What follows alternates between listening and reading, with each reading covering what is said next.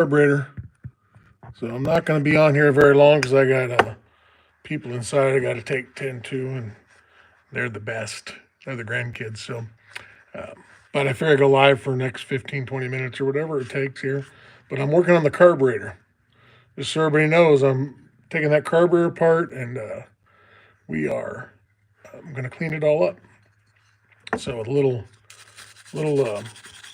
brush, and get it all cleaned up. And then you buy this stuff here called carburetor dip. It's heavy. And we're putting it all in there. We're going to dip. So we're going to dip it in that. And then, yeah, there you go. It'll be in the dip for a day or two. And then we'll pull it out and put it back together. So I figure while I was sitting here listening to the 70s at 7, or 70s on 7, I figured I just turned it on, but this thing is fairly clean. So like I was just saying, I'm going to get this thing cleaned up, get it in the dip, get it in the dip. Remember, you can get this stuff at your local, wherever. Carb dip. There we go. Dip. That's what we're doing. We're dipping it and cleaning it. Pull it all apart. This is the last little piece. Figured I'd turn on the live while I was sitting here, answer any questions you guys might have. Anybody have any questions about what's going on? Make sure you tap the screen. And then I'm gonna brush most of the big stuff off. Get most of these big chunks, and they're not very big. But if you can get most of it off, this carb dip stuff here will eat it off. Let me put that into the shot so people know what we're doing. Let me get that kind of lined up here. So I wasn't even planning on doing the live. Crash, bang, boom. There we go. So there it is. There's the dip. There's the dippity-dippity-doo-dah. So we're dipping it. We're taking off any of these big little chunks here. They're not really that big for this carburetor. So, hey, what up? What's up, Madix?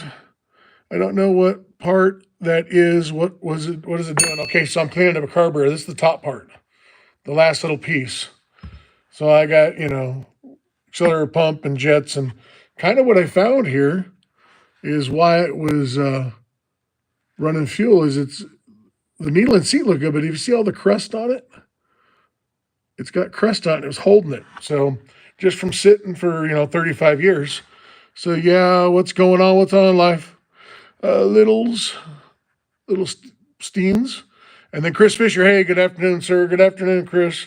How are you? Just doing a quick little cleanup on this car before I put it in the chem dip here. Made sure the floats weren't stuck and all that. Found what the problem was. Like I said before here, the problem was this little, where the needle and seat is on the edge of it, it's all crusty up, and I had to kind of pick it out of there. But it come out, but it was definitely corroded up. Did you get the motor unseized? I did. So I unseized it a few days ago. I just dropped a video of it, and it hasn't actually started yet because I flooded. As soon as I fired, or it went to kick over, this thing flooded gas everywhere. It was had gas in the tank, still smells good, not all varnished up. I mean, the inside looks great. Who would have guessed? I guess the old gas is better than the new gas. But yes, got it unseized, and apple cider vinegar. Out of all these mixtures everybody talks about, and I'm sure they work for some people, I tried them all.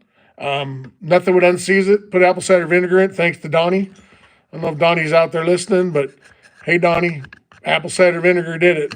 And so apple cider vinegar for a couple of days, and it turned over. So I got underneath it with a little pry bar on the flex plate or the flywheel, and just a little bit, and it went, and it's been unseized. So then I got to pop and sputter a little bit, and then that's about the time that the carburetor flooded all over the place. So because the needle and seat was opened up, full on gas. So we're gonna rebuild the carburetor real fast, get all this junk kind of cleaned up, Right now what I'm doing is just taking off the big parts, just the big pieces of grime from the years of sitting. And I also, Chris, I also found out this is the original engine, but it's been rebuilt. So my son, Ryder, Follows Fabrication son, he was out doing a cow yesterday for a guy named Tom Petty. Not the same guy. Got a little more age than the other Tom Petty. He's the original Tom.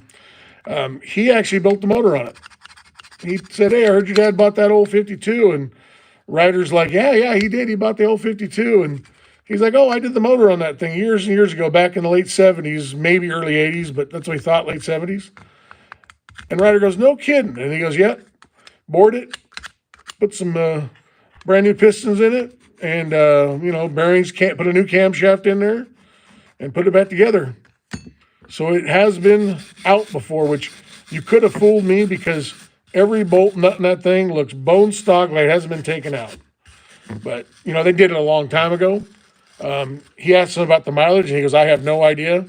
It was just using oil, just kind of rings were just collapsed on it, and basically that's all it was." Because he doesn't remember every little detail about it because it was so long ago, but that's what happened. Greetings from Russia. Russia in the house. There we go. It would be Comrade, right? What's up, comrades? That's very cool. I'm glad to see you're here. All the way from Russia to Idaho. I'm in Idaho, north central Idaho. So my friend used to say, "Idaho, but you the bitch." I always thought that was funny. So, Idaho. That's where we are, Idaho. Russia's a big place. What part of Russia are you from? We got to know. That's pretty cool. I love when other countries come on, we can do this live while I'm sitting here trying to get this all cleaned up. I said I dropped a new video today. I usually don't go live on the same days, but I was out here by myself trying to get some of this taken care of so I can get back into the grandkids. And I thought, well, for the next few minutes, I'll go live just to kind of show what I'm doing, just kind of document what's happening. I didn't have my camera out here or anything. It's all on my phone. So easy, LOL. Nice. Nice. And I got all sorts of comments coming in because on my video I dropped today, if you guys are wondering, it was all about naming the car. I don't know, I'm in the way. But they can kind of see the back side of it here. Let me move this.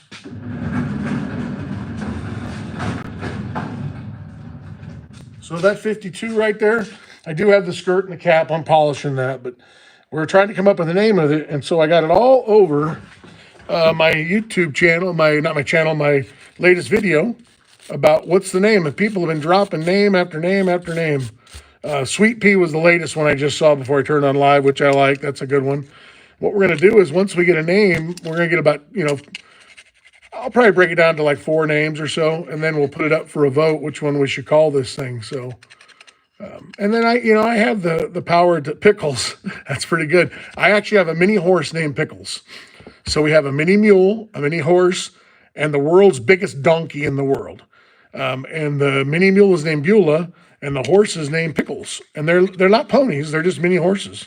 They're little. People think they're ponies, but they're not. And then the donkey was supposed to be little, and he's not little at all. Like I said, he's the world's biggest donkey. People go, "Oh, he's a mule." He's actually a donkey. He doesn't have any mule in him, but he sure looks like one. But he's a donkey. So, kind of interesting. So, yeah, that's where we're at with this. So we're just cleaning this carburetor up. Ernie, that's a good one. Briggsmaster 63, what's happening? We're just getting this carburetor all nice and cleaned up, went and bought the kit. Hey, the best part about it was I went into Napa yesterday, and my favorite counter guy was there. I don't know if he's on here or not, but he said he watched me live. And so I walked in, and he's like, "Jimmy James," and kind of caught me off guard. It's kind of cool. So, yeah, again, he helped me. He's a freaking superstar. That kid he's a winner. There's no doubt about it. He's a young man's going to go a lot of places in this world. You can just tell he's personable, and from what I understand, he looks like a baseball player too. But I understand he's kind of a baseball star. So, yeah, it was kind of cool to see him yesterday again at Napa. That's where I got this stuff here to dip the carburetor in, and I got a rebuild kit for it. He found it for me, and so now we're going to rebuild the carburetor. so we can get this beast to running. So it's going to run on 6 cylinders. That'll be the plan. It won't flood the ground. So what I do is when I build these carburetors, I come in with a little screwdriver and a little wire brush, and I take all the big chunks off. That's kind of what I'm doing here while I'm talking. But you get the big chunks off this thing, and then you put it in the chem dip, and then once you get it in there, in fact, I want to get these out of there. You're not necessarily supposed to put floats in there, but if you put them in there for a few minutes and wipe them off, they take some of that gunk off them. Like I said, you're not supposed to put the float in there, but I do it. Don't do as I do. Do as I say. And then, yeah, we're just getting her all cleaned up, looking good. And then we'll throw it in the chem dip and let it sit. We'll keep charging them batteries. And then we will get this bad boy fired. And like I said, we're looking for a name. So go to that video and put it down there, because I'll forget, the Pickles and Ernie and all that. I don't have that long a memory. And I'll be like, what was that really cool name? Oh yeah, it was Pickles and it was Ernie.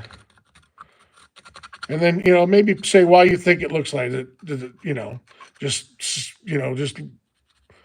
say that to you, when you look at it, you're like, that's an Ernie, or that's a Pickle, or that's a whatever. Did the dip cost more than the carburetor? Well, you must have bought it lately, haven't you? Yeah, it was expensive. It was very expensive. In fact, it was so expensive, I almost didn't buy it just because I can just clean it up otherwise. But it always works so good, and I haven't bought any of this stuff in quite a few years. But yes, it did. Unbelievable. This stuff used to be cheap. It used to buy for a couple bucks. I think it was like 30. Well, I'll tell you, I got the receipt right here. It was expensive.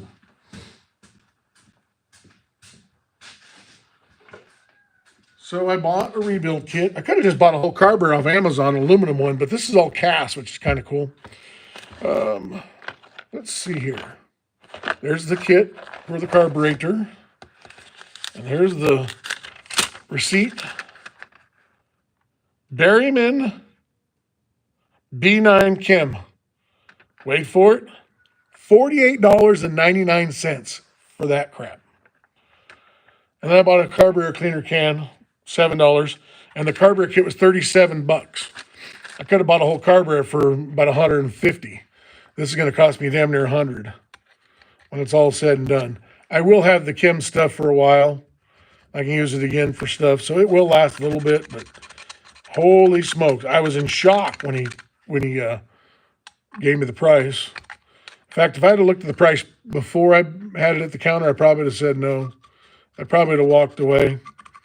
You know how that goes when you see it and you get a second to think about it. But when they ring you up, you're like, why is it $100? Why are we in $100? You just kind of that sticker shock thing. So yeah, again, taking all the big chunks off.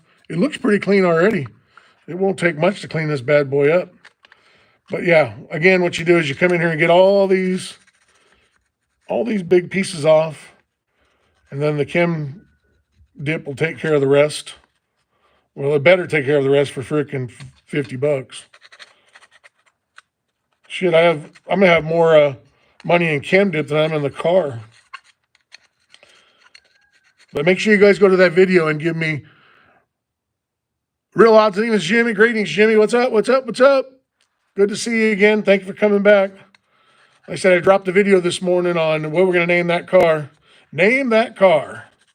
And it's been jumping off. I've had all sorts of comments I got to read, because I love answering all the comments to make sure I'm paying attention. But I don't know how many comments I've gotten so far, but it's a lot. More than any video I've ever had, comment-wise. Well, let me take that back. I did a video early on when I started this channel on the world's rarest Nomad. That was the title of it. And that sparked every car guy's interest on Earth, because I did not show a Nomad on the video. I showed a 56 Handyman wagon, and I explained it right from the gate. I go, hey, this is not a Nomad. This is a 56 wagon, even though everybody calls it a Nomad all of the time. It gets called a Nomad. That car got called a Nomad more than you can imagine. It was constant. And then R-O-R-O. Hello, sir. Hello, hello. Tulu. Tulu TV. What's up, Tulu? And if you're on here watching right now and these guys are commenting at the bottom, make sure to go and like and subscribe to their channel. They're the ones that put me over the top. So spread the love back to them if you would. I really appreciate that. Really appreciate it. So, yeah, what we're doing is carburetor. We're just cleaning up the carburetor here, putting it in the $50 chem dip. Yeah, it's just a quiet little day. I got my grandkids in the house. My bride's in there watching them right now. I got to get back in there here in a little bit, but I come out here because I had to get this stuff done. And I figured, what the heck? Turn on the live.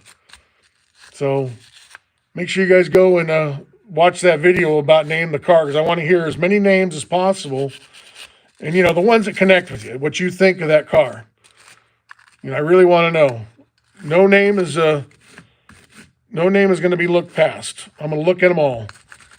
We're going to kind of pick the top ones. If you see one you like, you know, like it and say, hey, I like that name of that car. That's kind of the idea. So, yeah, this thing's cleaning up pretty well. Just me brushing it and hitting it with a real soft wire. If you guys have tuned in late, I don't know, Keith, you're still on there. This motor has been built in this 52 Chevy. I found out from a guy named Tom. His last name's Petty. Somebody's here. Who could possibly be here? Nobody. Just a truck going by, I guess. We live kind of on an off-beaten path, and if occasionally we'll hear somebody, but usually if you hear them, they're coming in the driveway. They must have been going down the road. Must have been a hay truck or something. Some kind of truck. But, I think I'm hearing the crop dusters. That's what I'm hearing. Because we're in the middle of nowhere. If a car pulls by, it's usually coming in here. So, actually, you go to nowhere and turn left, and that's where we are. But we have a small little, nice little neighborhood in here with some great people, and it's all acreage and little farms and stuff, and it's awesome. And then got my little garage here, my little shop, my little Jimmy James garage. I'm also worked up with the local t-shirt person. She's going to get my t-shirts done. We're looking forward to that. We did some more ideas, designs today, and we're going to go forward on that stuff. That's what else is happening on the Jimmy James garage. And then that's about it. Just trying to get these last little chunks out of here. Yeah, this thing's cool. It has a, you can't really see it on this camera, but it says Rochester Carburetor GM. Yeah, it's cool. This old school stuff is just, this little imprinting they do is just so cool in here. I really think that's cool. You know, that's kind of what they do. I keep seeing these things, Pickles and Elvira. So somebody must have, that was listening to the live, went there with the Pickles. All right, all right, all right. Thank you so much for doing that. So now we won't forget. That's awesome. That's awesome, awesome, awesome. And then we're going to have to come up with a good name for it. And then we're going to have to take a vote on it. And then my viewers and my people can name the car, and that's what we'll call it. I'm looking forward to that, because I name all my cars. We called the wagon the Nautomad, the 56 two-door handyman. It was called the Nautomad because it was not a Nomad, so I come up with Nautomad. We called it Nautomad forever. And then a lot of people used to call it the Ron Swanson car because it had Ron Swanson door art on it. And that's kind of what we did with it. And then we sold it. Now it's gone to somebody else. Yeah, see, they have even the writing on the side here of all the stuff on them. And it says Rochester.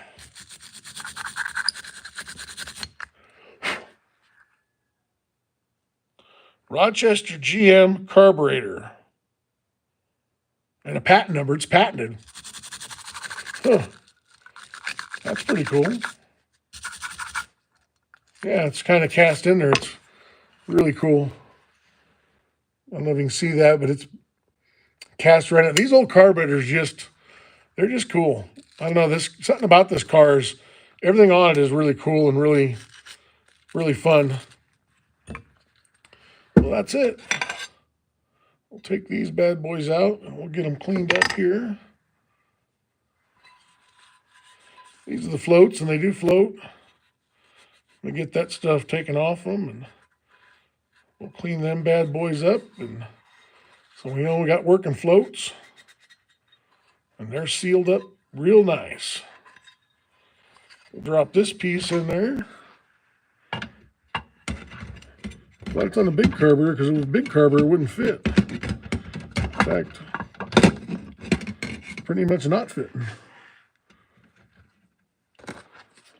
Well, we're going to have to figure it out. For $50, it should have given me a bigger can.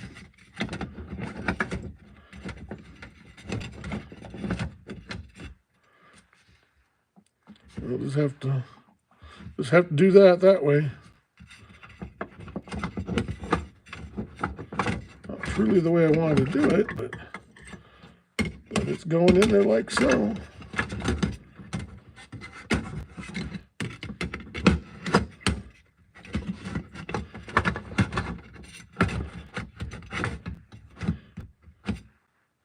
Well, there it is, kind of in there. It's in there enough, I guess. We'll come back and clean these up. Gotta be careful with the floats. You don't want to mess them up, but you want the junk off them. And that's what we got going on there. What's everybody else up to today on this beautiful Thursday? Yeah, these things look pretty good for being, well, it's 52, so how many years was that? So we got 62, 72, 52, 62, 72, 82, 92, 2002, 2012, 22. Wow, that's old. Old. Unbelievable, it's 70 plus years old. Old. Who would have guessed? I bet in that era, they probably didn't think the car would be around 70 plus years later. And us on talking about it with people on here from Russia. And that's pretty cool. I don't care who you are. That's pretty cool. There used to be an old saying, people would say, that's pretty funny, I don't care who you are. So, well, there we go. We got her all cleaned up. Building a chassis for my 41 Willys gasser project today. I would have to say probably the coolest car on the planet is the 41 Willys gasser. It just doesn't get much better than that. It really doesn't. I can't think of much better. I put a little thing out there on one of my YouTube things, or a poll, and 55 Chevy gasser and 41 Willys, 55 Chevy gasser was more popular, but the Willys are right behind it. I don't know that I agree with that poll, but that's what it come back with all the YouTube people. Just gasser wise, Pretty neat setup. So, pretty neat. But that is a fun project. Tulu TV Reel. Yeah, building a 41 gasser. And what else is everybody else building out there today? What are we all working on?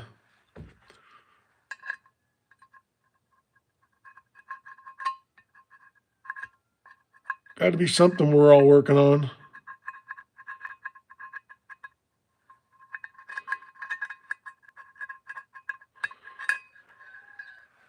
What I want to be working on is a lift.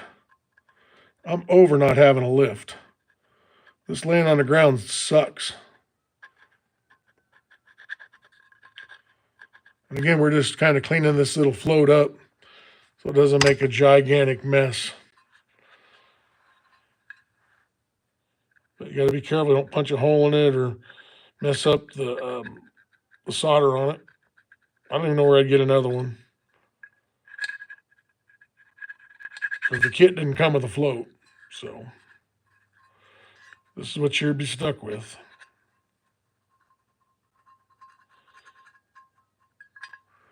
So let's see here. I used a dishwasher with 4 times dish soap. Caustic, not really soap. It doesn't work. Then I dipped it and stay clean longer. Yeah, that's true. That's why I cleaned it all off. I cleaned up I worked kind of hard to get it all cleaned up. There's not much in that. And then, so I'd stayed, for $50, I wanted to save that freaking dip. I used to wash things in the dishwasher all the time. My wife was a good sport in it. She never complained much. She never complained at all, actually. And I put our dishwasher through a lot of car parts through our dishwasher. I used to do intake manifolds that way. Get an intake manifold all dishwashed up, and then you could spray paint them aluminum, and then bake them in the oven. It makes the house smell like a paint booth, but once you put engine paint on the aluminum engine paint on them, and bake them, right after when they're just starting to tack up, you run the heat to them. I mean, you burn the crap out of them, get them hot. And then that adheres big time. You can spill gas on all sorts of stuff. It really works good. It's a little trick a buddy of mine taught me years ago. So, a lot of people get stuff that peel off. You do it that way, it ain't peeling off. For some reason, it just kind of adheres when it's not really done. Robert Williams, what's up? What's up? What's up? How are you? So I'm gonna just did a quick live because I had to come out and get this carburetor in the carburetor dip since I spent so much money on this crap. It was expensive, but I was just talking about I need a lift. I don't need a lift today. I'm sitting on a chair here in the shop. I actually bought some other things for the shop here last day or two from an estate sale. Are kind of cool, kind of really cool. And I picked it up all fairly inexpensive. Not saying they were giving it away by no means, but it wasn't like breaking the bank either, which made me kind of happy. So yeah, we're cleaning this bad boy up, and I think we're looking pretty good. I think I'm going to go with it. I think so. Maybe a little bit more right here where the needle and seat go. So basically, a lot of you guys, if you don't know about carburetors much, the float, you set the float height in the bowl of the carburetor, and these things go up and down. And when they open up, it lets more fuel in. And as the car's running, it drops down, it shuts the fuel off.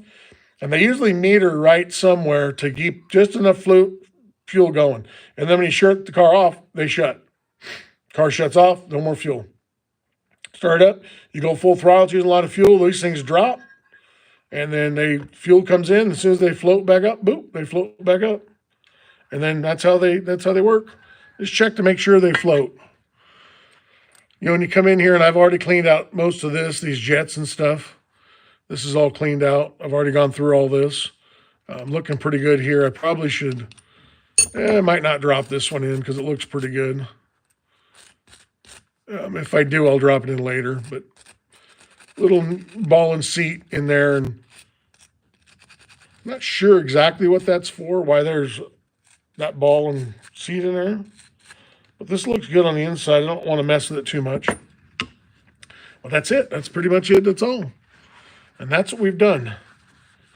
So let me show you real quick before I get done. Look. But that's it. Let's put the lid back on this bad boy. Make sure it's not hitting anything. Of course it's hitting. Don't want to punch a hole in it.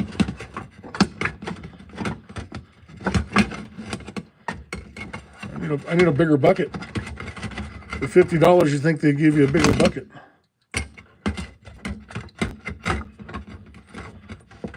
Let's drop that in there.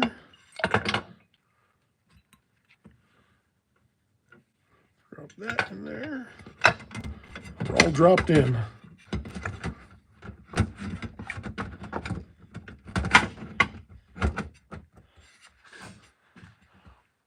It might clear now. Nope, still no clear.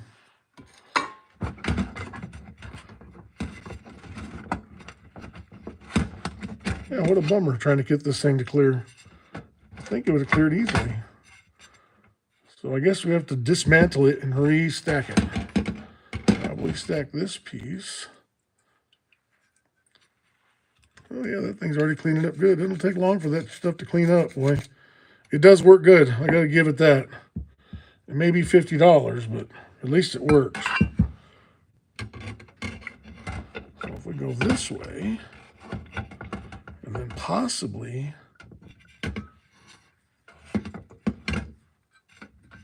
maybe, sort of. Just trying to get it in there. Oh, we got it. It's going to clear. And then back on with the lid. Don't have to go crazy. Uh-oh. Everybody's gone. We hit the deck. All right, so let me show you some stuff here. Pick this sign up there. Look at that. Working clock and it's lit. How cool is that? So I thought that was pretty cool. Then the Vandal sign, that's my neighbor Pete. Come down there. Dusty Country Garage in the house. Hello, hello, hello. Slim66, that's awesome. Thank you. Yeah, Dusty Country Garage. We've been working on a carburetor. Just finished up, kind of putting it in the chem dip. And then I picked up this sign the other day at an estate sale. And then the Vandal sign, Idaho Vandals. So my neighbor Pete, I was down at the store doing something and come in there, and it must have been here for a day or two. I didn't notice it. I looked up there and I'm like, dude, I got a freaking Vandal sign. He told me he had a Vandals flag for me, I don't know, a couple weeks ago or a week or so ago. And yeah, that was kind of cool. And then the other thing I picked up at the estate sale is this really cool workbench. It's on wheels. Let me turn this camera around, it'll be easier. Yeah, this really cool workbench. And it's on wheels. But it's a very nice one with a toolbox on the bottom. It's not made by Harbor Freight. It's called the Big Red, but really solid. I mean, legit solid. I never looked underneath there. Yeah, it's like brand new. So this thing's in great shape. Really good shape. Picked up that. And then I picked up this thing over here for my dirty rags. This Conoco gas. And it needs to be cleaned up, but it's pretty cool. And you just open her up, close her down, and then it latches. You just push it down, it latches. So that's pretty cool. And then I got my spare tire. The spare tire showed up, and it's a different size. I could not order, so I ordered these tires off your local Amazon a couple weeks ago, and we did a video on them. Me and Ryder put them on. We did them ourselves, mountain balance and all that. And I went to order another one for the spare because I have one I'll show you this wheel over here. I want to put this in the spare tire because the sun was hitting this the most. So that wheel's kind of definitely faded. So it's going to go in the trunk. But the trunk wheel looks great, as it should. So the trunk wheel, the spare tire, it looks good. So we're going to put that on. But we're going to have to switch tires now because I had to order one size smaller. It didn't even show on the local Amazon that it was even done. I went I just bought them a couple weeks ago. Already discontinued and gone. Same company, same tire, one size smaller. So I'm going to put the one size smaller in the trunk. It'll be fine. It'll work if you get it flat or whatever. But yeah, we got the carburetor all off. We're looking good. We got the jumper cable set up to run 12 volts to the starter and run 6 volts to the coil. So this thing will fire, so we don't have too much power going to it. I never thought I'd say you have too much power. But yeah, that's it. Like I said, this sign is really cool. Like I said, it lights totally up. It's neat. Keeps time. Let me unplug some of this. Kind of see it. There you go. There you go. Now you can see that it's lit. Looks good at nighttime. So I just thought that was a really cool sign. How can you beat that? So that's what we were doing today. That's it. That's all. Not much more to report other than we're naming this car. So go to today's video that I dropped this morning, and it's all about naming the car. And there's a question at the end of the video too about what's your favorite roadkill. Not roadkill. What's the name of that channel? They've Motor Trend TV. Since they canceled all our roadkills and our Engine Masters and Hot Rod TV and all that. So that's the question. Just go to that and name the car. We need a name on the car.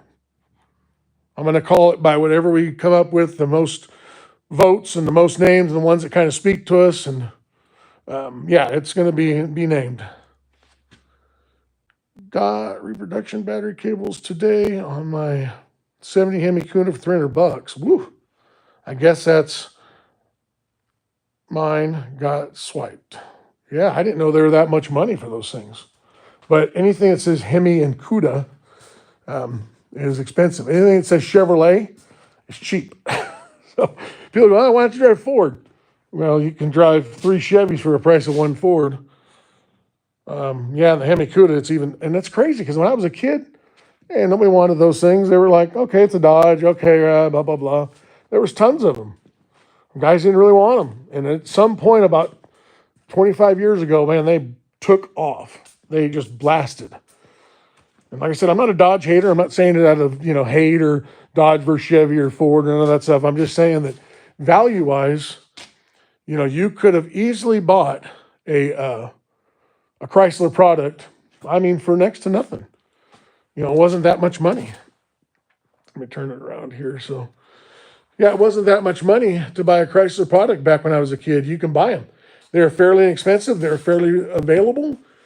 They run good. There's nothing wrong with them. And I said 25 years ago or so, started to notice around the turn of the century, around 2000, I think is when I first noticed all the Chrysler products went kind of nuts. Maybe a few years before that. But when I was a kid, nobody thought twice about a Chrysler product. Good, bad, or indifferent. They just weren't that valuable.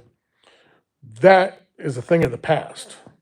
I see Dodge Darts now going for, crazy money. And Dodge Dart, and Dusters, they just weren't overly sought after price-wise. It just wasn't like a lot of people were just not going, oh, God, I can't wait to go get a Duster. But some of even the mid-70s Chrysler products now are just going completely insane. I get it, I guess, because they didn't make many of them. They had a lot of cool options in them. That's what kind of separated them from the General Motors and the Ford products, is they had lots of different options. I just come out here to put this in chem dip, and I got dirt all over me. Ashley said hi. Hey, Ashley, what's up? We were doing the rest of that carburetor in the chem. The $50 for this stuff. For this, I don't even know what they call it. I call it carburetor dip, but it's called chem dip, carburetor parts cleaner. That stuff is $50. Cleans all carburetor parts fast without heat, accelerant, or agitation. Harmful to swallow, eyes, and skin irritant. Read carefully on all the warnings on the side of the panel. And it has a bunch of stuff in Spanish. That means that's probably some rough stuff right there. So, but it cleans them up pretty good. And then the next day or so, I'll take all those parts out. Shut these down. And I pre-cleaned them all. If you just been on here earlier, you'd see all the big mess I made. And then CCG, Jimmy, what's up? What's up, CCG? Classic Car Guy. Make sure you guys go to their stuff, because he's the man. And then Tulu Real. So all those guys help me get over the top to the 1000s. And every time I come on, they come help me out, and I really appreciate that. And I try to do the same when I see theirs. I definitely go on. Even if I'm busy, I'll click on it, because I know that helps them. And I always throw out, comments and, ask them about, I'm interested, I'm a car guy. So that all helps. Just turning it on helps. All helps us moving forward. And I really appreciate that stuff. Plus, who doesn't like car stuff? You don't want to lose that. That would be a problem. Or that little spring. And this accelerator pump, there's a new one in there, so I guess I could have taken this one apart, like so. I guess I don't need to, though.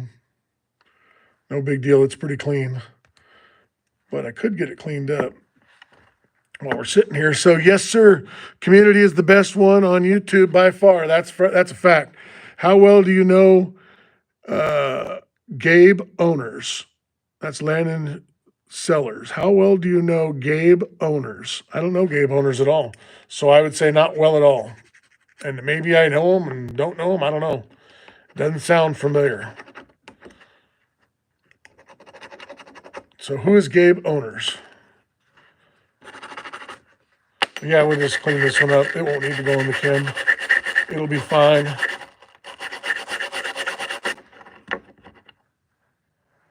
It will be okay. And just as I say that, where did that little ball bearing go? That's not good. I lost my, oh, there it is. Okay, didn't lose my ball bearing. Don't want to lose your ball bearing. Let's see. I hope the name you choose for the 52 fits the license plate, fits on a license plate. Oh, that's a good idea. Yeah, might, let's say I had split P on that 56 Chevy I had. It was a two-tone green. We called it split P. And I went split and then just get a couple spaces in P. It was kind of cool. In fact, to this day, people mention that car to me. They're like, oh, yeah, do you still have that split P car? They haven't seen me in forever. Because it was a perfect 56 Chevy Bel Air. It was really nice.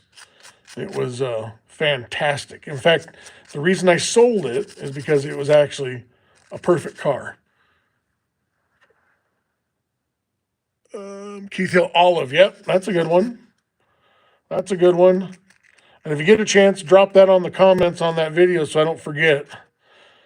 Because I will definitely forget. But then now, what I didn't do, and you need to do this when you're building this stuff, and then go down like so. So it goes the right direction. So I'm going to have to mess with that. And then, did you find me on Google yet? LOL, you have to add East Palestine after me. No, I found you. Oh, yeah, we found it. I already seen it. So that's funny you said that because I had seen it before. That's a sad deal, that's a freaking mess. And I feel for you. And I thought I'd seen it, and my bride said, oh, we've seen that. And then so we looked it up again, and of course, yep, we'd seen it. Oh, yeah, that's a bad deal. I didn't know about the train wrecks and all that. I don't remember that part of it, but I remember all the other parts of it. Again, our world is something else. It's just sickening, to be honest with you. But yeah, we had seen it. In fact, I even liked and subscribed to your channel also. So hopefully you can get the word out there to people, because I know that's kind of what you're about, trying to take care of people, unlike you did. Like you didn't get taken care of, which sucks. But I'm glad you're on here. Appreciate it. It's very cool. And so we're naming the car. That was the other thing. I dropped the video today I've been working on. In fact, this car was supposed to run at the end of that video, and I had all this carburetor issues. So I needed to get another video out. I had all the footage done. So I just said, well, car's not going to run. And I dropped the video. I'm working on a channel. I have one car video. I'll post more soon. Slim66. So do me a favor, Slim. Go to my channel and just drop a comment. Hey, check out my channel or whatever. I'm not offended by it. That'll remind me to go look at yours and I'll go like and subscribe, because I can't seem to come get these things. Jimmy seems like he's always busy. It is fun to watch and conversate, as always. Great. Yeah, I'm busy. I try to be as busy as possible. I'm actually retired. And so my dad always referred to, don't be like Papu. My grandfather's Greek. We called him Papu. So my Papu, he worked till he was 70. And then when he turned 71-ish, Papu sat on the couch and watched the TV. And he bowled like twice a week. That's all he did. And he didn't make it that long because when you sit on the couch and all you do is watch TV, you don't see your 80s or your 90s. So that's my thing. I have a couple buddies of mine. In fact, one buddy of mine I've talked to, I've had him, been my friend since I was a kid. And him and I talk a lot. In fact, I called him and he didn't call me back. But anyways, he had a good point. You know, you got to get up and do something every day. So that's one reason I've been doing this stuff in the shop, trying to build these cars and just, show what I do. Work on a little farm here. And yeah, if you don't have something to do every day, yeah, I think the world will find something for you to do, and it probably won't be here. Follow him, Slim. Let's take a look at Slim. Build it together. And then, awesome. Thanks, Ashley. It's not much, but I'll add more soon. Yeah. So Slim, the way I did it. So Slim, I'm new to this. I am no expert. No expert. There's a lot of things I can do, and I feel pretty confident and stuff. YouTube ain't one of them. But I did a video. All I did was I do this stuff all the time. I'm pretty comfortable on camera, been on it a few times, and it doesn't bother me. And I'm gonna film a couple videos. And I had a video that hit. It went like 40,000 views or something like that. And I went, wait a minute here, that was just me saying whatever. Maybe I can be onto something here. So I did a few more and they kept hitting. And pretty soon I went to about 900, 3,900 and something. I was like 20 subscribers away from the 4,000. I had 5,000 watch hours, or the 1,000. I had 960 something it was. And so then I had 5,000, I had tons of watch hours. Everybody was watching my stuff. So I was like, well, this might be able to do something. And this can be some kind of like a job. Like I get up every day and I go get my videos ready. I film kind of what I'm doing. I work on what I'm doing and just kind of turn it into something that keeps me busy. And in less than 90 days, I was monetized and I'm making a killing. I think I made $30 last month. I'm not doing it for the money. I really am not. Would it be nice to get more money for car parts? Because that's what we talked about.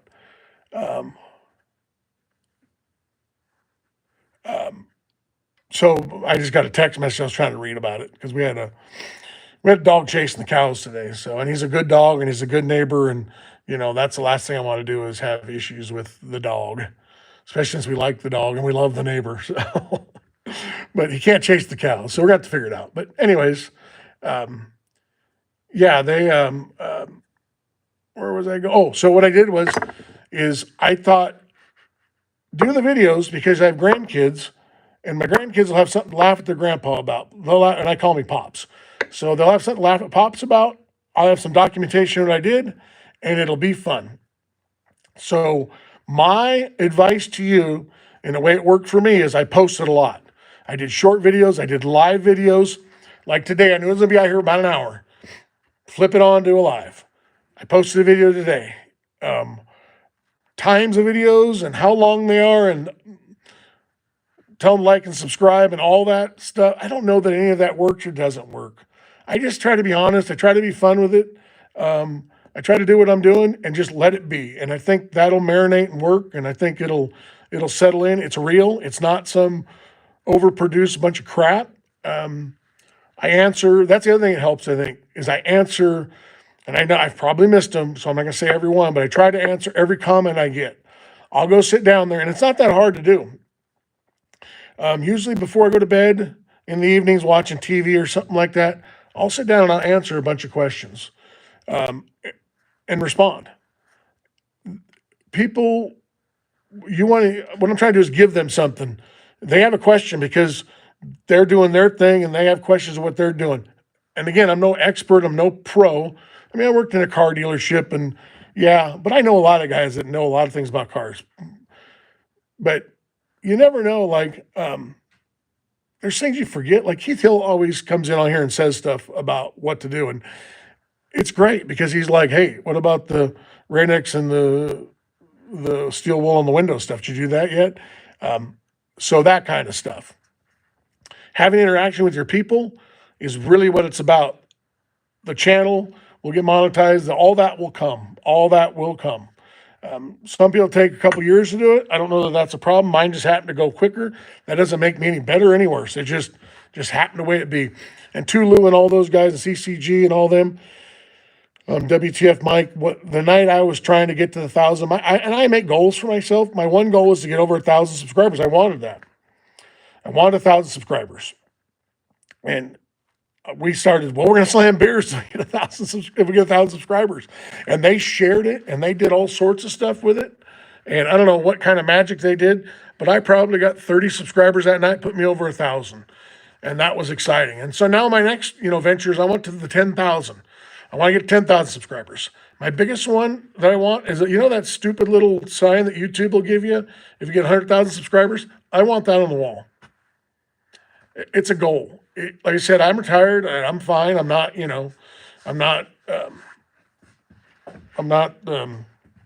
don't own a car company. So let's just put it that way. So, I have little goals, and most of the goals is community, with my friends and family, because we do car shows. That's what we do. Lots of car shows, drag racing, lots of car stuff. And this is just another way to bring it to you. If you look at my videos, most of those guys are my friends. I mean, my buddy Marvin, he's got that double cab Volkswagen. I mean, I've known Marv for, I don't know, I think I was 18, 17 years old when I met him. Met him through car stuff. We were up cruising around. He always says, I'll never forget, he goes, I thought this phallus guy was a big giant guy. And he found out I wasn't a big giant guy. I popped out, and he's like, dude, I thought you were like huge. Sees me driving in the car and, racing around, and it's just funny stuff. But again, Marv's my friend to this day, and he's a close friend of mine. So, and what he says, I really take into consider. I'm gonna catch up to here. Well, I got a bunch of them. I've been rambling. Awesome. Thanks, Ashley. Okay, I'd love to do just the fun and meet cool people. Yeah, that's exactly what I'm doing. There you go. That's exactly why you do it. That would be amazing, Ashley. Everyone needs to subscribe, like. We need to get those car parts rolling in. There you go. Because my bride and I have a deal. She's listening right now. I'm sure she's one of the ones on here. I get to buy more car parts if this channel takes off. Otherwise, I'm kind of stuck with what I got. Let's see. What part you haven't had mine set on? Okay, so I want to do the interior on the car. That's a big thing. What I'm working for is a lift. I need a lift to get me underneath because I'm getting old and getting on the ground. My knees and my back can't take it. So I'm really working towards a lift. That's what I want to do. And maybe some car company will sponsor me, or some lift company, excuse me, will sponsor this channel, and that lift will be right there every day. And the big old name on it, like, I'm the greatest lifts ever. Call me now type thing. So yeah, car lift. Car lift is what I'm really shooting for to start with. And then Ro, hey sir. And then Shakura, why? I don't know why what? Let me know. Hey Jimmy and chat. Yep. What's up, Woody Wood? Woody Wood's part of that, getting me over the top too. Thank you. Let's see. T3. I don't know what a T3 is. And then hey Woody, hey Ashley. Briggs Master 63, he's been here since the very beginning when I started my channel, and I love that for sure. You have to get up and make an effort to do something every day are the good. Lord will be more than happy to let you feed it worms. Yeah, that's true. So I've always had the saying, you got to get up and move even though it hurts, or you're not going to move, it's going to hurt worse. So that's just how it's going to go. So you got to have something to do every day. And we do. Some of the times we do sit on the couch in the morning and drink coffee and watch TV. Well, I watch YouTube actually, or we watch, the news, or we try to turn that off because anymore, I'm just tired of it. So let's see here.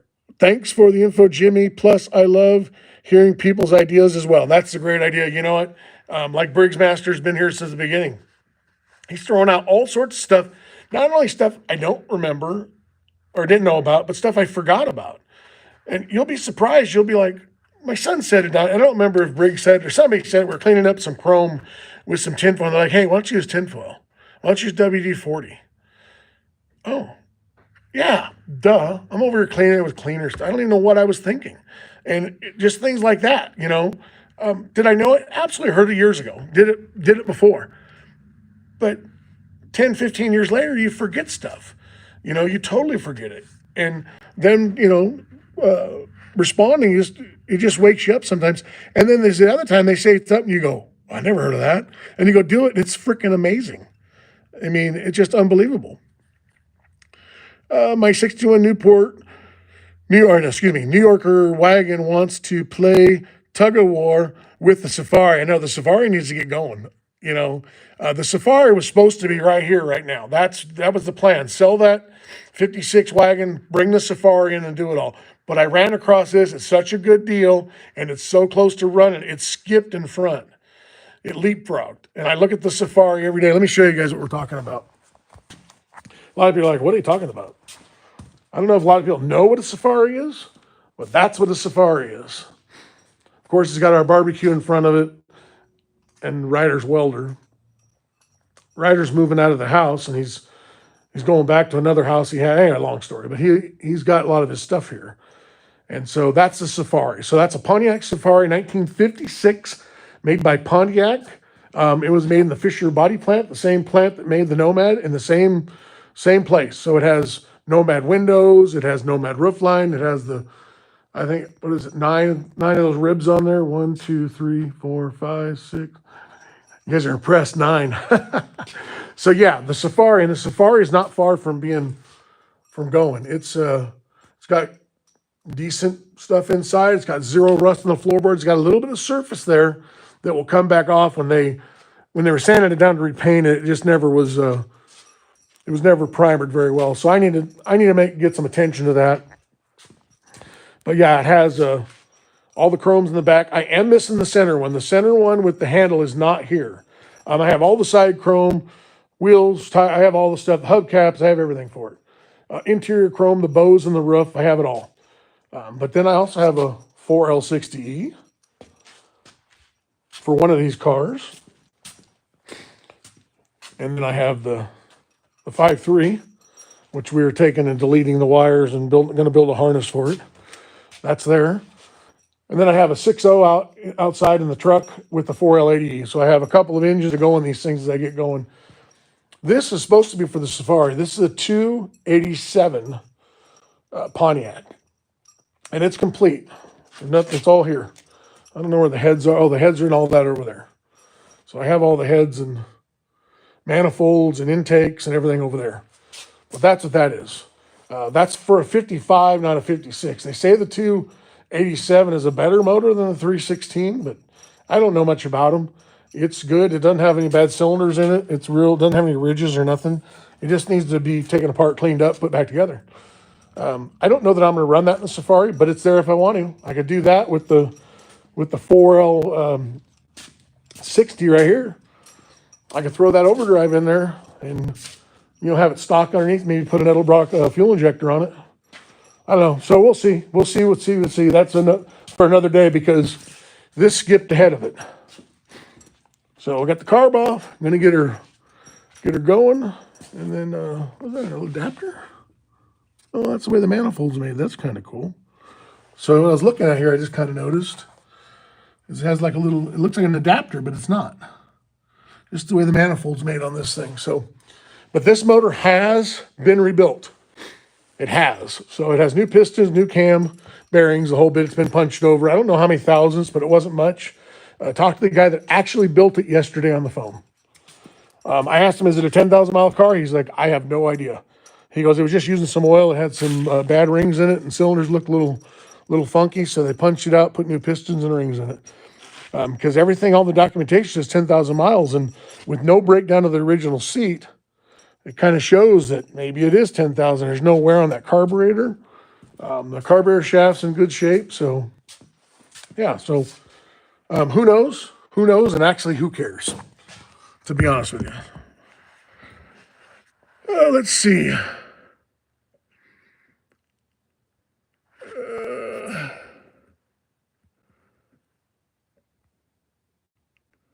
Where are we at here? Let me back up. Yep, so we got to the tug of war with the Safari. I'm ready for the tug of war. Let's get it going. Woody Wood, hey CCG, Robert Williams. Everyone needs to send a request to Wildfire Lifts to sponsor Jimmy James Garage to help save the poor old feller's knees and back. Yes! That would be the greatest thing ever. So Ashley's, oh my. I love the windows. Yeah, those slanted windows are cool. They're really cool. And also, I'll show you real quick. I don't know if I showed you before, but I did buy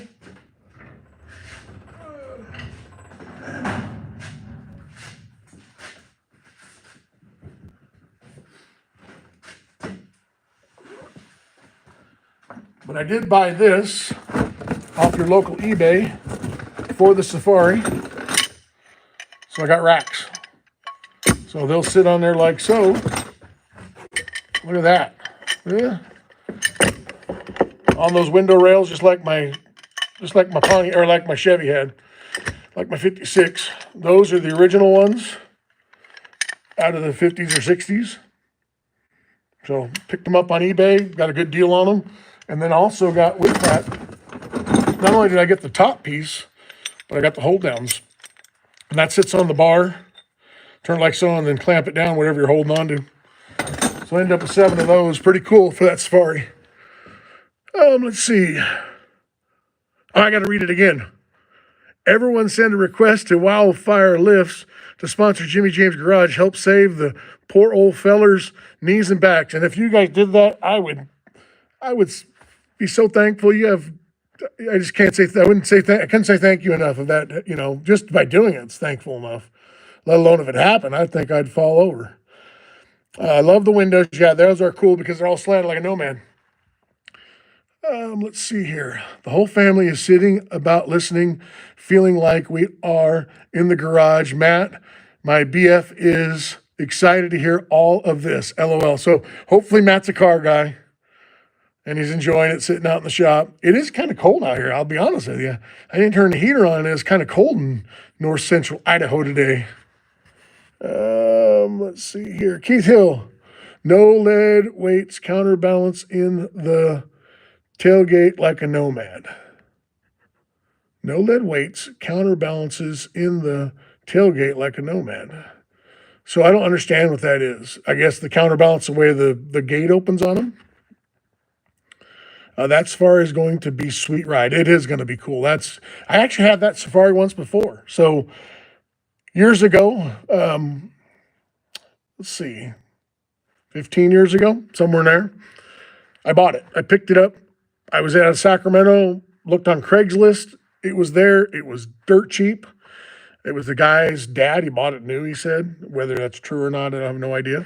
And then they were going to repaint it. Dad passed away, and it's just sitting in his thing. And he's an Oldsmobile guy, and he's out of Grass Valley. And so he, I have a lot of junk on that. Huh.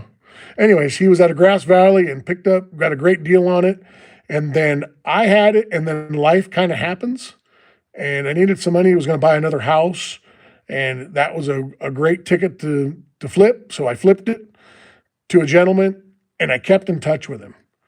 And when this channel started taking off and I didn't have any more projects, I go, that would be the perfect project car for this. I'm going to sell my wagon and buy that. And my wife was kind of like, you're selling your wagon?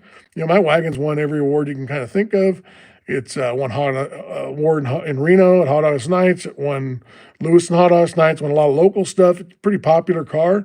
It was a 2-door handyman, pretty rare car. But I was over it. I'd had it about 10 years. I kind of done everything with it. It was kind of to the point where let somebody else enjoy it. Let somebody else fix something else on it or do whatever to it. So I did it. Sold it. 30 grand. Off to LA it went. And on the same trip, I went back and picked up the Safari just out of Portland, Oregon from Rick. And I called him up and said, I want the car back. You said you'd sell it. He goes, yep, not doing anything with it. I was putting it for sale. And so I go, okay, I'll take it. What kind of price you got? He goes, how about the same price?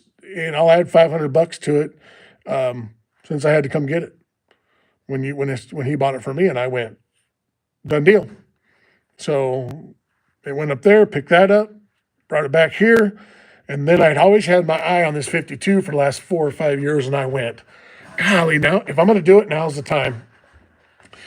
And so I didn't want to just flip it. I just wanted to get it, bring it back to, glory, and then have it here in the shop, and then decide what I wanted to do with it. So what I ended up doing is it went first because it's so close to running. It's coming right out of the next to the barn. It's been outside for a while, and put it in here. And so the Safari, because I'm not going to spare no expense on the Safari. Not saying I'm not going to do things right on this, but the Safari, it's going to go all top stuff, and it needs, for the most part, a full restoration because I got to paint it, things like that. Even though I don't want to paint it, I'm not a real big paint guy, but I will. So that's why the 52 jumped in front. And then what it'll do is this year the 52 is going to kind of go around with me. So let's see. That Safari is going to be sweet. Yeah, I care.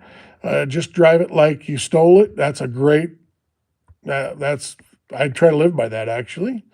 Hey Jimmy, the Pontiac engine, a direct bolt-in up to the 4L60. No, so it's not a direct bolt-in. The engine's a direct bolt-in. It's the same exact motor, 55, 56. They're all the same. They're just different cubic inches. All the motor mounts are there for it. So the engine bolts in, no sweat. Adapter. I can get an adapter plate for the 4L60E to that. It might cost about $800 to $1,000 for that. It'll be expensive, but you just put an adapter on it, shim the converter, and then you're off to go. So no real big, no big deal. Let's see here. Where are we at? We are. He's an absolute huge car guy. I like him already. So that's great. That's awesome. Can you keep the patina, or is that not your taste? Patina is my taste. I'm kind of known for patina. That's like my wagon. My 56 wagon was a patina car. I had it before almost anybody had patina cars out there. I pride myself as being like one of the first. I'm known for patina. Yeah, so patina is my thing. That's the problem with the Safari. Somebody's already stripped it down. It's way past patina. So it has primer on it. I'll get it running like that. There's no doubt that'll be one of the last things I do is paint. But I'm going to have to do something with it. I'm not sure exactly how that's going to transpire, but that's what I like about this 52. It's got freaking amazing patina on it. That was probably the biggest draw to that car. Like I said, I'm a wagon guy and a patina guy. And patina is by far. But if that answers your question, going to get all the chrome on it. We're going to make sure everything fits. We're going to get it running, driving, and then I'm going to start restoring. I do better that way. I don't do very good with not running cars. I've done it before, 4 or 5 years, sitting in a shop, polishing every part before you put it on. Not my jam. I get frustrated. I want to get behind the wheel. So it will run first, and then I'll take things apart and do one little project at a time. Over the winter, I'll do certain projects, and that's how I did my 56 wagon. It turned out excellent. When I first took it, I was like, oh boy, this is going to be kind of rough, and I drove it. I figured out how to stop and how to get it running, and then I drove it. And then I updated from there. I mean, I went from some funky GM calipers on the front to, 4-piston calipers, slotted and drilled rotors, and disc brakes and all that stuff. I mean, bags and the whole bit. So I went full bore on it. But it took me 10 years to do that. It takes a little longer that way, but I think it's more satisfying. So just curious, those pics I sent you came through today. It shows unread. No, I went through. It was the 4-door wagon we were talking about, the 58. Yeah, they come through good. Yeah, so that's a cool car. They don't get much cooler than that. That's a cool wagon. And if that's what you're talking about, because that's what came through. It was a 58 Chevy wagon. Yep, it came through. My wagon has torsion bars in the tailgate. Nomads have a cable. Yep, they do. And weights in the quarter panel, like grandfather's clock. So mine doesn't have that. Mine has like a spring-loaded deal in there. There's no counterweight in there. It's a big spring. And I had it apart on my wagon, and I had it apart on the Nomad. Same with my dad's, broke one. The cable broke, and they're a big thing about that big around. And I don't know if the cable goes inside of it and pulls it or how it works, but it's got a big spring in that one. That's why I was questioning what you're talking about. Gone in 62 seconds. My 52 is all surface rust, sat in a field since 87. All new drivetrain, and I drive it like it is. Gets more attention than painted cars. Okay, so let me show you what that means to me. This is right up my alley. Okay, this car has been outside since the late 80s, right next to a barn. I call it the next to the barn find. And let me show you this side first. I have not touched this side yet, but this side is as it was. It was just dingy and kind of not there, but there. The paint's still all here. Of course, some of the primer's coming through from from the factory. The trunk has not been done yet. And then what you do is I take a buffing wheel on it, and done a lot of them on my channel here, and I buff them up. I get them all shiny. Even the patina, I shine up the rust, I shine up the bare metal part of it. Like on the hood, I just shine it all up. And then they turn out, I don't know if I have a good picture of it or not, but my wagon, my 56, you can see it on my channel. But then they turn out like that. And that's how that car was. That car was never painted. And so I just completely buffed it up, put lots of wax on it, put the patina sauce on it for a couple times, but usually buff and wax are kind of what I usually do. That patina sauce works good too. That's another great way to go. But that right there has won a stack of these things. And then this is my buddy's COE. Again, an original painted truck. He had a little cab corner issue, and then he has the back of this thing has been tubbed or widened. I don't know if you can see that, but they widened that fender, and he's got the biggest tires on earth underneath that thing with the LS in the bed and all that. And he took the patina sauce. He cleaned all the paint up. He did a comet wash to it, all that kind of stuff, little CLR, and got any of the surface rust off. And then he put patina sauce on his. And it almost shines, but it doesn't. I get a little bit more shine out of mine than he does. He likes his a little duller. That's a preference thing. But again, stacks of awards, people flock around it. From when him and I, back in 2023, we had these two cars together. We had these cars together a lot of times. We both won. We win a lot. They put big crowds around those cars. My dad, I don't know if he's watching right now, he has a 56 Nomad. And I've parked it was okay. It's a nice car. I'm not saying it wasn't. It just wasn't what his Nomad is. And he says, why are they all looking at your piece of shit for? Because it's different. I mean, I do have a painted car. I do have one that is got great paint on it. So I'm not against painted cars. Of course, I've had the cover off this thing. I need to get out and wash it, get the cover back on it. But for the channel, I keep tearing the cover off. People ask about it. But so I have great paint. I'm not against great paint, but I'm definitely a patina guy. Again, I care for the patina. I kind of shine it up. And I think they stand out. I think they're only original ones. So I don't know. To each his own. I don't hate painted car guys, and I don't hate patina guys. Not at all. I'm patina. I like patina. But I'll tell you what, that blue on that 55, there's something about that blue I really like. I like that color. That color is a neat color. That's a really neat car. That's a fun car there. But I'm a little stressed in driving it. You don't want any road chips in it. It's got a couple little dings and stuff in it, but because it was painted a long, long time ago. But what a freaking cool color. So that's going to come up. What are we going to do with this? They started to do it, and then I wish they would have just left the paint, but they didn't. So I gotta figure it out. Maybe I'll paint it, and then I'll do some sanding down. My buddy Chris, who had that COE, he had a great idea. He said, take a piece of cardboard and take a patina card like this, and wherever the cardboard dips, like this would be a great example. See how this dips into here? Take and lay that on there. And then that's where you kind of buff through it. So you put the original paint on there and put the primer underneath it. And then when you buff it with like a number 1 and get it hot and then kind of just burn through it a little bit. And he thinks you could probably do that. And I think that's a great idea. Maybe I'll try that with that. I don't know. We'll figure it out. We will figure it out. We got to get this running first. That's the first plan of attack. Let's see what else we got. I'm going to catch up on my comments here. The patina on the 52 is perfect. Looks amazing. Thank you for my name choice. So you put Beatrice down. Did you write that on there? Because somebody else wrote Beatrice today.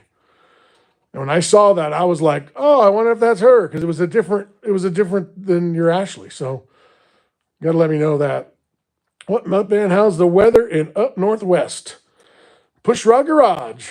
Oh, yeah, no, the weather is snowing this morning, sun shining now, and cold. Keith, on my Dodge, a 100 little red wagon is red patina. Everyone says, cool, I am capable of show car straight candy apple red, but no, everyone would just want to pick it apart. And that everybody loves to pick shit apart. They do. I mean, it's amazing what people pick apart. It's kind of like, I don't think they have anything else to do. So, name her Patina. That's a good one. That's a good one. Yep, even Ashley like that. Ha ha, Patina, Bergsmaster 63. That is a good one. Donald Trump was just talking about this guy. Don, the big Don was talking about me. What did he say? I wonder what Big Don said. I mean, me and Don have the same hair. You ready? Big Don. Big Don's got a job I would never want. Good luck with that. They're shooting at that guy. Let's see here. Heck yeah, let's primer shine through a little. Yeah, it might work. It just might work. Primer it, paint it, and then come back and hit it, with a wheel. I've seen where people burn through it on accident. Actually, I worked at the dealership, and they were out there buffing cars. We had a body shop there, and they'd burn through it, and, it might work. It might, especially with, you said, like that big crepe paper across the side and mark out kind of work, because they do. They kind of change colors as they go down the sides of them, where the patina runs on them. You could get a pretty good thing. And then, yeah, Keith Hill, patina. I love it. Patina. Patina. Oh, that's pretty good. That is really good. So, yeah, you're asking about the weather? Look, now it's sunny out. Go figure. Big puffy clouds. We had snow out here this morning. Now we have a slight breeze. It's cool, but it's not super cold. Definitely warmed up compared to what it was. But then we got Beulah. Here comes Beulah. Hello, Beulah. And then we got the world's biggest donkey back there. That's the world's largest donkey. He's laying down, obviously. Hi, Beulah. Hi. You want to be YouTube famous? So Beulah is our mule. Huh. She's our mini mule. She's busybody. She's like a dog. And then, of course, Pickles. He's rolling in the mud. He was white. Oh, there's the largest donkey in the world. Look at this freaking giant. He is not little like these two, but Beulah. And then she'll get mad at him because he's coming over. They want to get love too. So, but Beulah is a 4-year-old mule. She'll be 4 in June. Huh. You've been eating the mud. You got mud on your face. Look at that. You've been chewing the mud. Huh. Yeah. And then so since Wilbur here is coming over, she's going to run at him. She'll put her ears back and run. Watch, she'll chase him off. Huh, Wilbur. Huh. What's up, buddy? What's up, Wilbur? No, so she's not going to chase him now because she knows that gets yelled at for doing that. Yeah. She likes scratches. So, yeah, this is our mini mule. And then, hi, Wilbur. Hi, buddy. Let's see if Wilbur will come over. Hi, Wilbur. Hi, buddy. Beulah, stop. You stop. Hi, Wilbur. Hi, buddy. Yeah, Wilbur's getting petted. Good boy. Yeah. Good boy. And then there's Pickles. Hi, Pickles. Pickles. Hi, Big. No, I don't got no snacks for you, buddy. So there they are. So this shows you how big he is compared to that. He's supposed to be small. Get a better look at him. He's not real small. So you got Donkey, you're supposed to be small, buddy. You're supposed to be small. Yeah. He just came to us and he wasn't friendly, but we've made him friendly. Hi, Beulah. Good girl. Huh, you didn't chase after him. Yeah, you good girl. You did good, Beulah. Yeah, you good girl. Yeah. And we tried to give her the last pet so she doesn't chase after him. That's the plan. Again, I'm not a horse trainer by no means, but we just like to be nice to the animals and we pet them all the time. Yep, no, she chased him. Beulah, no. And then she listens, but not very well. And then we have our steers. Hamburg, short for hamburger. He's a big boy. Oh, you want to say hi to the camera, dude? What are you doing? Huh? What are you doing? Yeah, I don't have no food for you. Yeah, there you go there. And then there's Mr. Black. That's Mr. Black. And there's Mr. White. So, yeah, it's starting to shine up out here. Starting to get sunny and warm and real nice. And we have chickens here. And then we have goats. But yeah, that's it. That's our little mini useless farm. So let's see. Let me catch up on some of the comments here. Let's see what we got.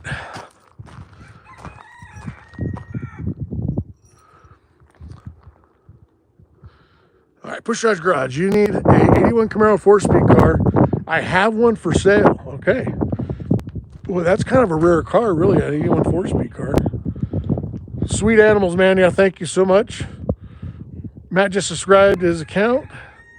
Thank you for the subscribe. Really appreciate it. Greetings from Greece. Greece. Loyal Honda fan. So I'm American. I was born in the United States. My grandparents migrated from Greece. They are Greek. So they both landed here in the United States back in the early 1900s, like I think my grandmother was born in 1817.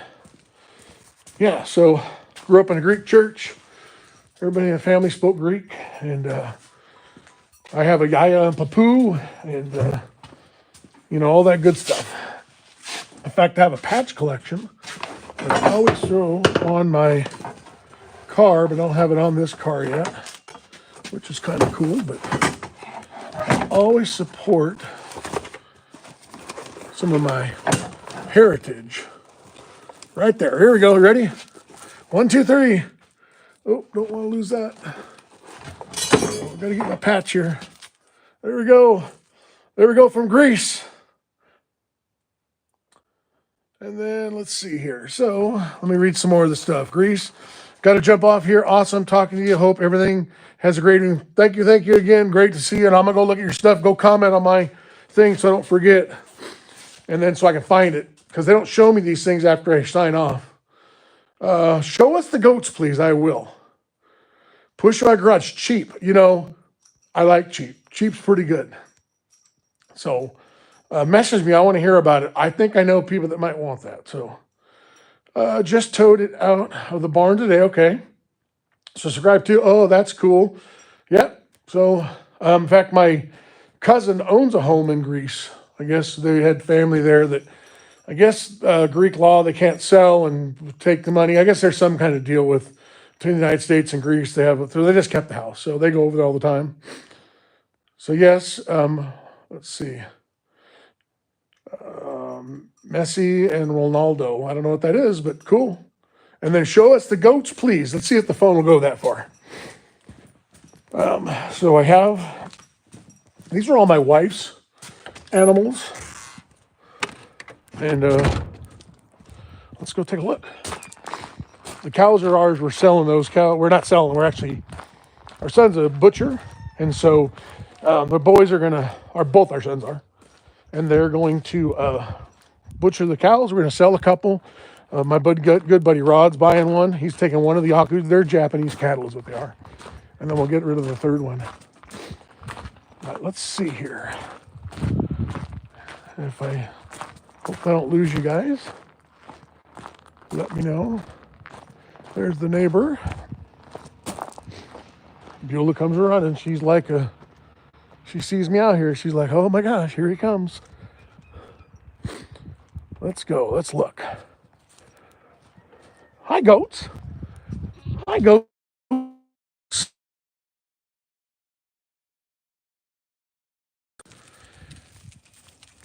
So that's Howie. Hi, Howie. There's Dottie. Hi, buddy. Oh, yeah, you smell, boy. Yep, there's Andre. Andre's been here the longest. Andre's 7.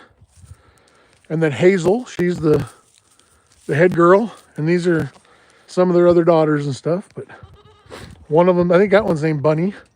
So they're being impregnated as we speak. But there they are, and there's a little pasture. And then we got a little sitting bench out here that we built for my wife. She can sit out here with the goats. And then Pete, my neighbor, gave us the table the goats jump on. And then hi, Dottie. That's Dottie.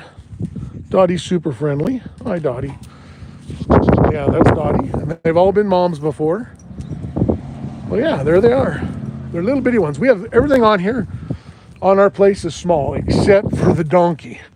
Except for the world's largest donkey. He's not small. I don't know if it comes across on camera, but he is a monster donkey. He's a long-legged old dude. But then there's Beulah. She's small. Hi. Hi, Beulah. You good girl. Yeah. Are you YouTube famous? Huh? Let's clean your hair.